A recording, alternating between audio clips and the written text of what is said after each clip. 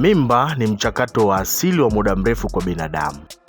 Inachukua takribani siku 280 au wiki 40, ambayo pia inakadiriwa miezi 9 mpaka mtoto kuzaliwa na kuwa na uwezo wa kuishi mazingira nje ya tumbo la mama.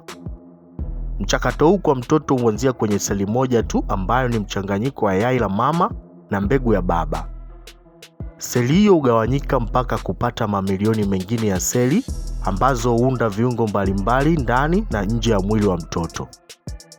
Kuna hatua mbalimbali ambazo mtoto tumboni anazipitia kutoka yai la mama kurutubishwa mpaka wakati wa kujifungua. Tufahamu nini kinachoendelea tumboni kwa mama mjamzito katika miezi yake yote 9 mpaka kujifungua.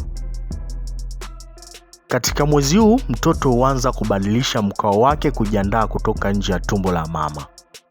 Kwa asilimia kubwa mtoto tumboni hujigeuza kichwa kuelekea chini kwenye nyonga ya mama. Ni kipindi ambacho mama mjamzito hupitia hali ngumu kidogo kwa sababu ya mtoto kujigeuza ndani ya tumbo. Na mama anaweza kuanza kuhisi jinsi mtoto anavyoshuka kwenye nyonga. Mtoto huongezeka uzito kwa kasi kila wiki mpaka kufikia kilo zake za kuzaliwa nazo.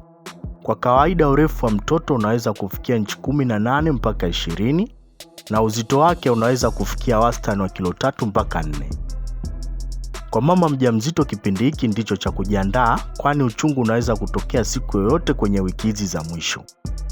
Mgandamizo endelevu wa misuli ya mfuko wa kizazi, damu kutoka sehemu za siri, maumivu chini ya kitovu na mgongo, maji kutoka sehemu za siri. Hizo ni baadhi ya dalili ambazo mjamzito anaweza kuzipata katika wiki hizi za mwisho kama ishara kuwa muda wa kujifungua umefika.